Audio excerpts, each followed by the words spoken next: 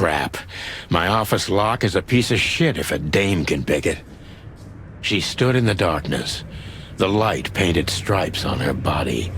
It whispered secret little things that were never there in the first place. But she was no zebra. Reality was just a light switch away. Elizabeth or Charlotte? I was sure she'd have a sophisticated-sounding name. She had a bygone look in her eyes, older than this ancient building, and perhaps the whole city itself.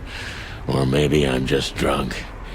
But she was the first womanly thing in my place for a long time, so I had to give her a chance.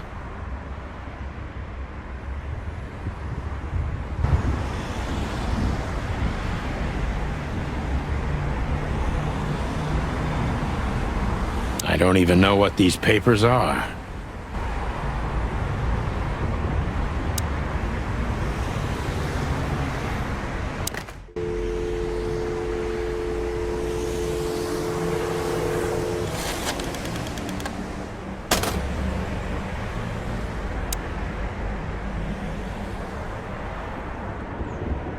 Books I'm never gonna read.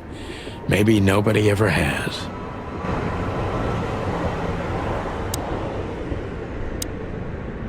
Let me introduce myself. My name is Deborah, Miss Deborah Ibanez.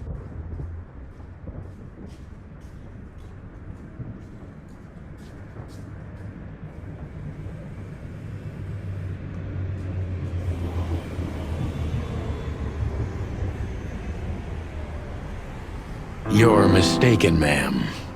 Oh, really? Please enlighten me, Mr. Featherland. I'm not a private eye. I'd recommend Mr. Philmar Lowe instead of me. He's a nice guy. Believe me, Mr. Featherland, it's not an accident I came to you. Look, miss, I work for the police, and I'm currently on leave. I couldn't accept private commissions even if I wanted to. Not even from a classy dame like you. Am I that easy to read? That's my job. But tell me, since you've invited yourself in, would you like a drink? I don't usually drink. Well, I've gotta have one, and it'd be rude of me to drink alone. So, maybe some sherry? If you insist. But bourbon, please. Huh. Thank the wild ones. That's all I have. What a coincidence. So come on, spill it, from the beginning.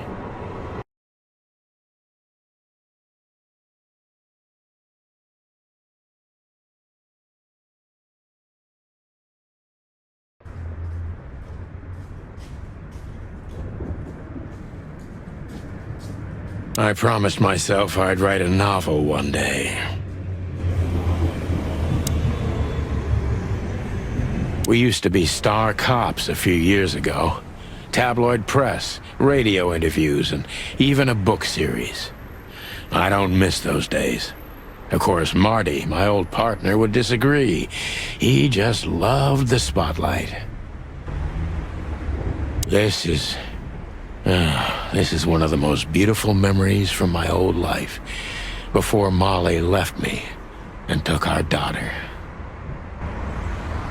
The good things in life don't last long. The best ones always leave first. I saw that in the window of a shoe store. I never understood it, or what it had to do with shoes. M.B. Davis, the eternal king of jazz. The photo is from the days of jazz prohibition. I only heard the old man live one time, but I'll never forget that night. And not only because I woke up at the harbor without my gun, my badge, and my pants. The Wild Gentlemen. Those guys rebuilt the city after the Great Fire of 867. My heroes when I was a little chick. I'm starting to think they should have left Clawville as it was, burned to the ground.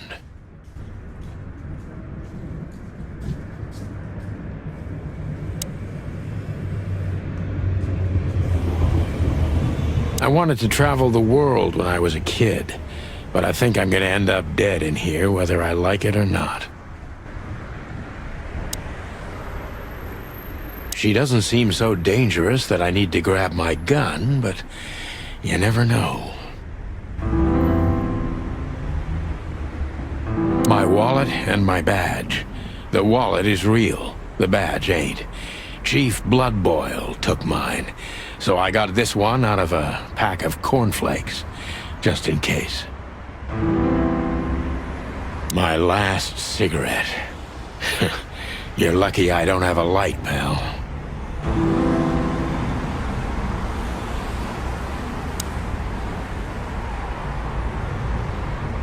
I don't see colors anymore.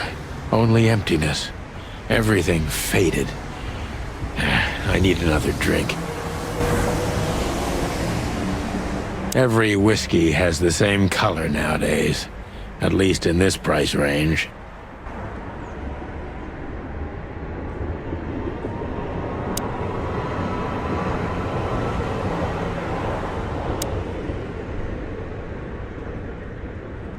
That's better. Now, if I understand correctly, your mistress is receiving threats. What kind of threats, exactly?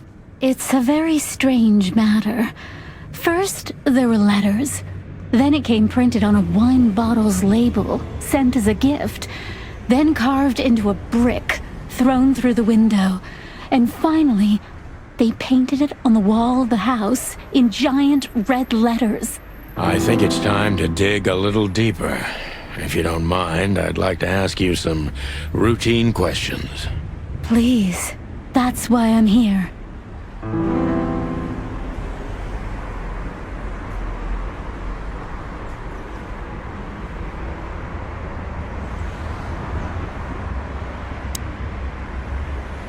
So, this is the part where the interrogation comes, like in those detective movies. Something like that, Deborah. Yes. So, this is the part where the interrogation comes. Something like that, Deborah. I need a secretary.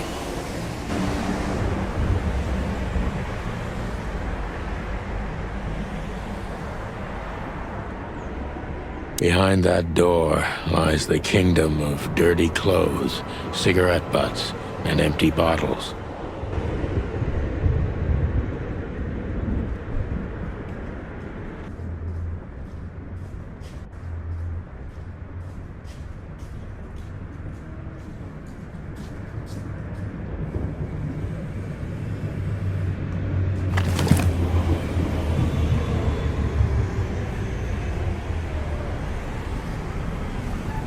I haven't dusted you off in a while, partner.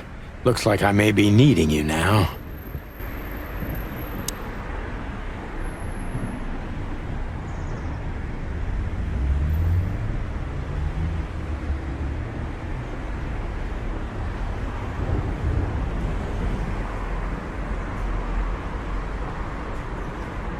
I don't even know where the key is.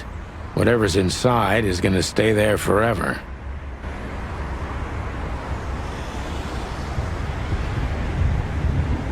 I can't even remember the last time I used this.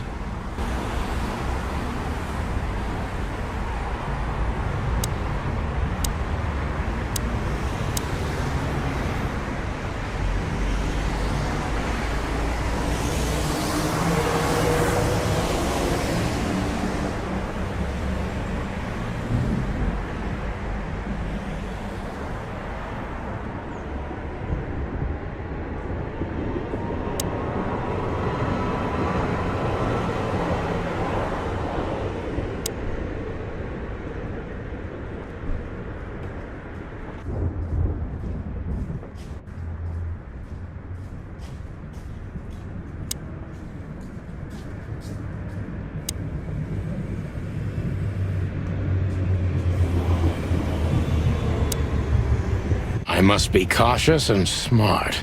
This dame seems shy, which I can use to my advantage. But I must be careful about what I say to her, or I can scare her off. Let's start gently, and when the time comes, we can go in hard.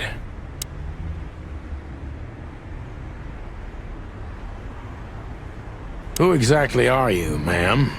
I'm I'm not somebody important, Mr. Featherland. You're important enough to deal with such a delicate matter, right? I carry out the wishes of my employer, nothing more. This means simple paperwork, most of the time. You've been thrown into deep water, sweetheart. Tell me, can you even swim? Believe me, this is just as unpleasant for me as it is for you, if not even more.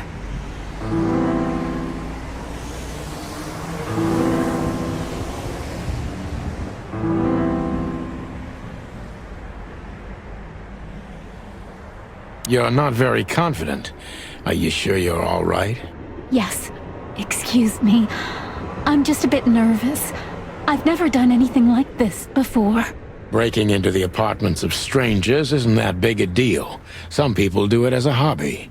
Please don't make fun of me, Mr. Featherland. This is hard for me as it is. You're right. Sorry.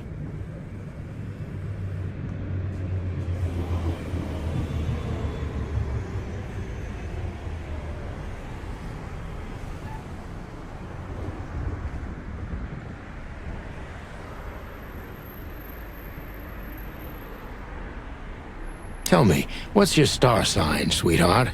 My what? My star sign? I don't see how that's relevant. I like to be unpredictable sometimes. It's an old detective thing. Just answer the question, please. You'll understand everything in time. All right. The dancer. The answer is the dancer. The dancer? I see. Thank you. This could be useful later on. If you say so. Why did you have to visit me this particular evening? I have my reasons. I may look like a silly little fawn, and maybe I am, but I still have common sense. I don't doubt that for a second, Miss Ibanez. This day is essential to my mistress, and she thought it's also important to you. A message in itself, for sure. But to be honest, even you are. You know what? I'll just take that as a compliment, even if it wasn't meant as such.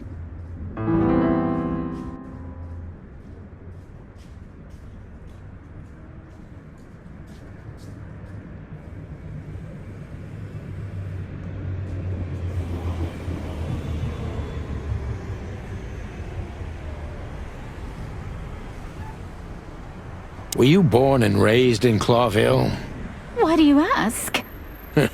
I couldn't think of anything better. Well, I'm not from around here. I'm from Grassmore. Maybe you could hear I have a slight accent. Do you know where it is? Where what is? Grassmore, of course. You just asked. Oh, that. Don't worry about it. I'm not interested. Huh. Do you like to play with other animals? Oh, for the wild ones. Am I that transparent? I'm afraid so. Well...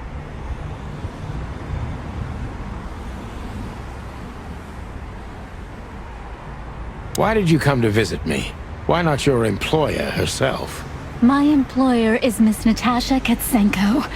She hasn't been leaving her home lately, only if she really has to. How so? Miss Natasha is afraid. She's scared because of those unwanted messages, and everyone knows who she is. So she's that kind of woman. I don't know what you mean. Of course you do, Deborah. Thank you, by the way. We're finally getting somewhere. We avoided the point long enough. Deborah's hiding something, no question. Let's focus on that.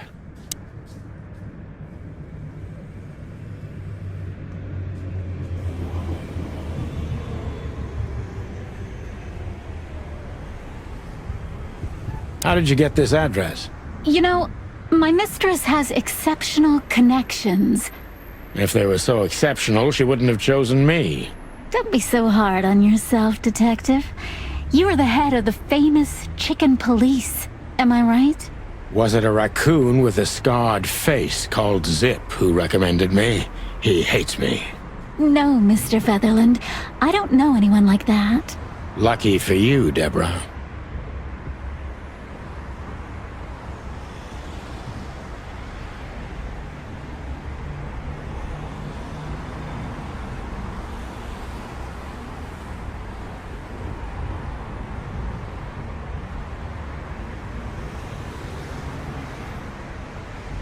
What exactly did you expect by coming here to meet me? I expected your help, just like my mistress said. Well, that's very nice. But have you seen this neighborhood? Have you seen this wreck called a hotel? Who were you hoping to find in a place like this? Someone reliable. Well, I am reliable.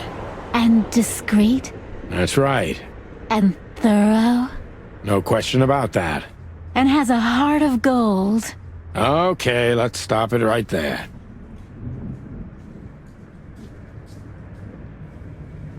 Are you in some sort of jam?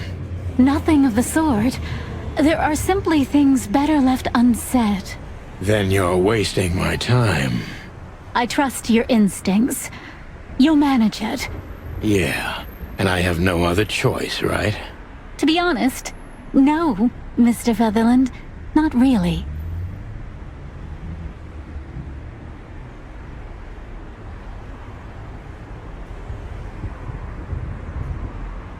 Don't you think this whole thing is a little suspicious? Look, Santino. I'll explain everything. I have no doubt about that. You look just the type, sweetheart. No offense. I'll take that as a compliment. Or maybe I'll act like I haven't heard it. You see, we're starting to understand each other.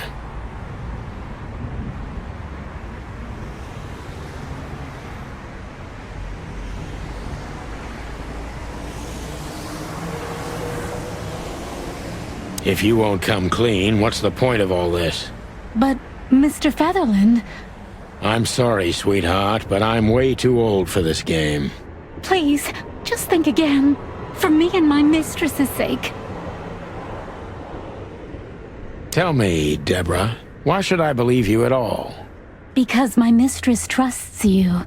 Should that be enough? If you really like what she thinks you are, then yes. Damn, what can I say to that? Look, I didn't mean to back you up against the wall. You have a way with words, sweetheart. Did you ever want to be a cop? No, not for the world. Heh, smart answer. Be honest and tell me what you're so afraid of. You know, Mr. Featherland, my mistress's partner is Hobart Wessler. Or as most people know him... Ibn Wessler, the Kingpin. Exactly. Feathery gods, help me. So you get it now. The secrecy. To put it mildly, I think I understand it all. Wessler. This little piece of the puzzle changes everything.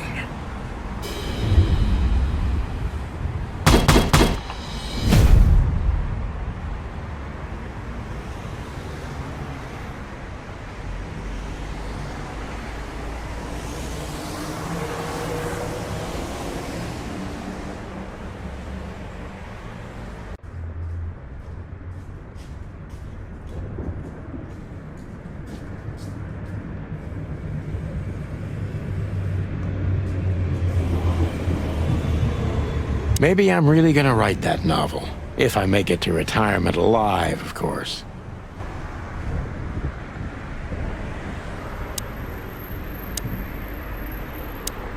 Why don't you take it to the police? Just go there and file a report. Photos, flashing lights, fingerprints, you know the drill. The evidence is very clear. Even a moderately talented detective could easily wrap this case up. Or just try the phone. 555-111. Please, take a look at this. Well, okay. Let's see.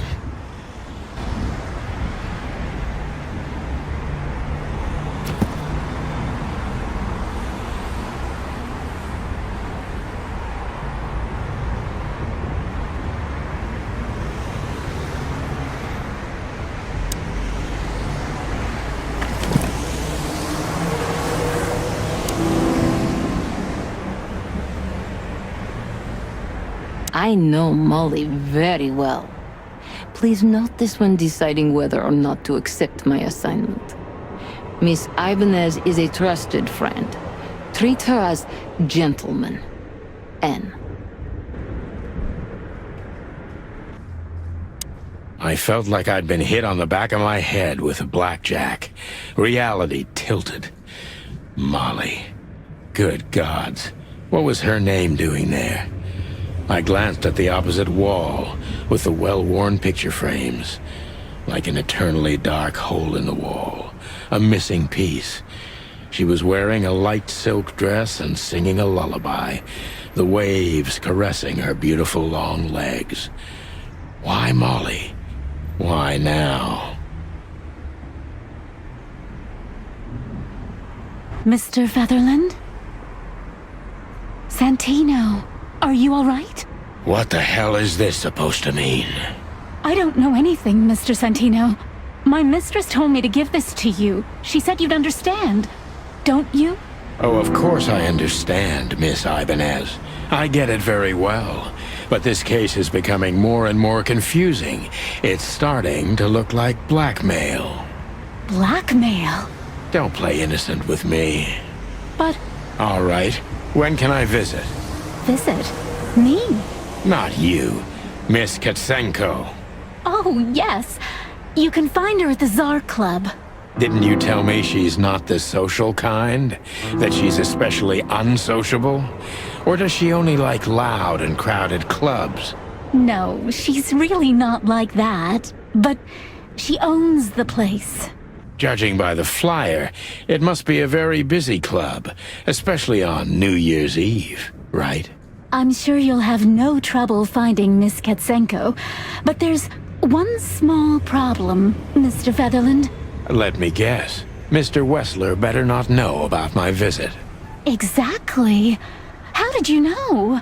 20 years experience, ma'am. Oh, and please, call me Sonny. It was a pleasure to meet you, Sonny. I'll talk about the rest with Ms. Katsenko in person. A good friend of mine would be happy to take you home if you'd like. I'd appreciate that, Sonny.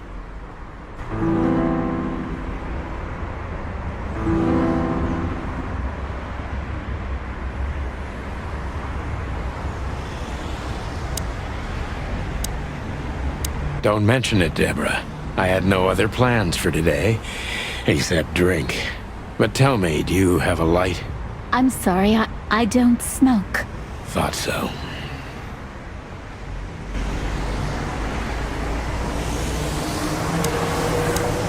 Just a phone call, and a good friend of mine can take you home.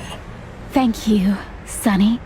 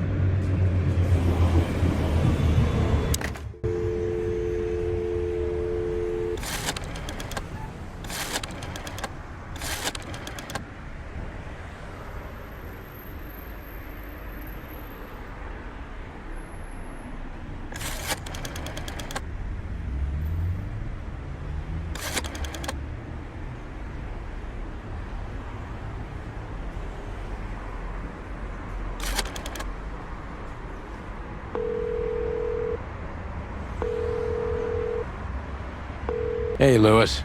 Am I bothering you? No. Of course not, Sonny. Old friend, what's up? Could you come over? I've got a favor to ask if you're not busy. For you, anything. Just a minute.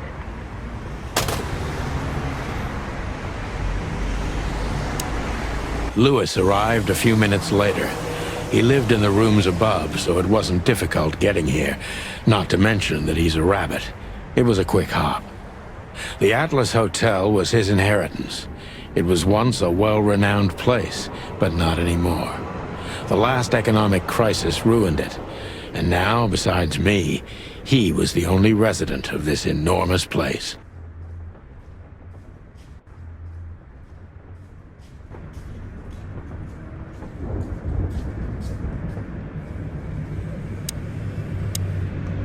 Thanks for being so quick, Lewis.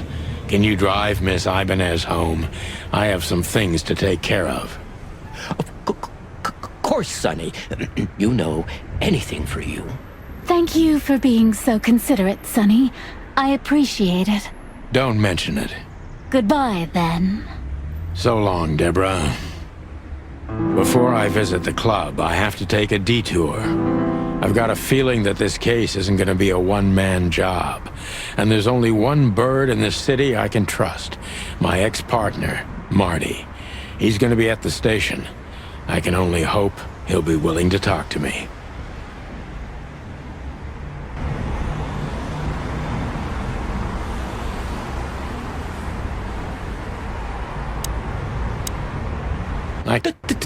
Don't even mention it, my friend. You got anything planned for today? I thought I'd visit a nightclub. It's New Year's Eve, after all. Well, I didn't mean to hold you up. I'll ask a favor of you someday. I owe you a lot of those, don't I?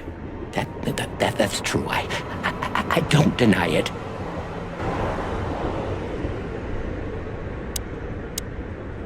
Feel free, Sonny.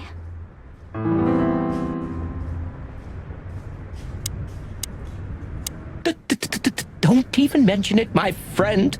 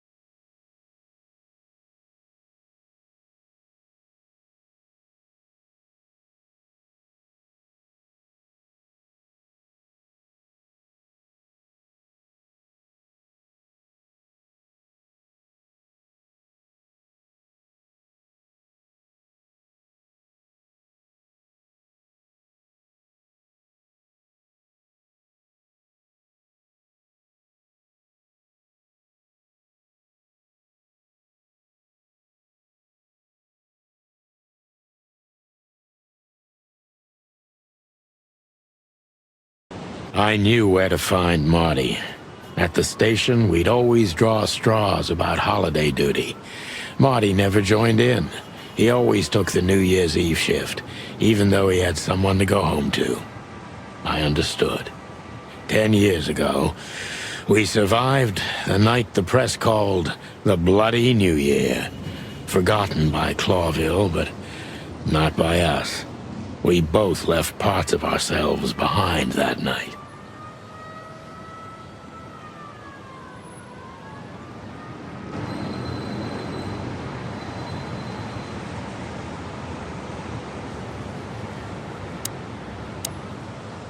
Tough luck, boys.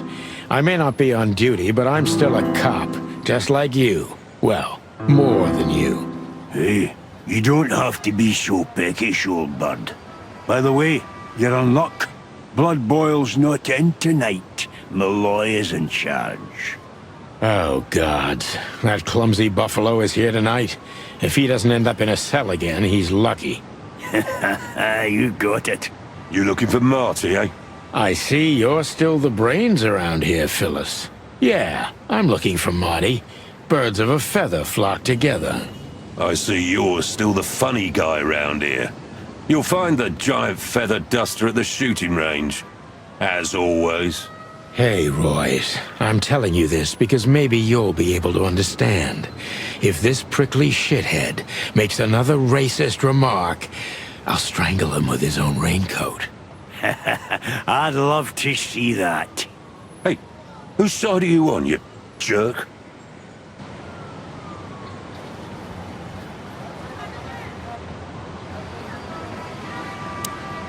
Why? Frank says it'll be rain, and see, it's raining. He's a frog, so he must know. Yeah, well, I'm a rooster, but I hate getting up early. Raincoats are just fine, okay. You have a problem with that, Sonny?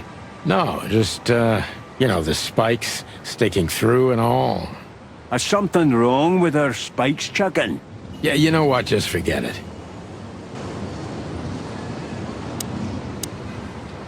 Whoa. Don't you freeze, boys? It's cold outside. Yeah, truth be told, I'll freeze to my bones, Sonny. Even through this jacket, I'm completely soaked.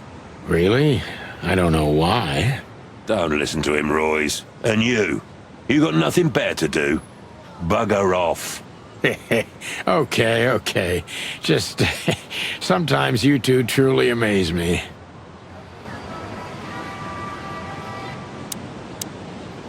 What? Why are you still sneaking around here, Sonny? It always astonishes me how block-headed you two are.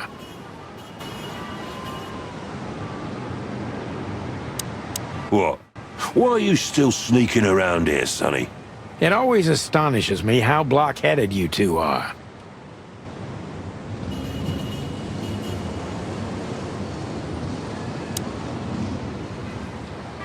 This happened when that old bloodhound, Bloodboil, was promoted to chief of police.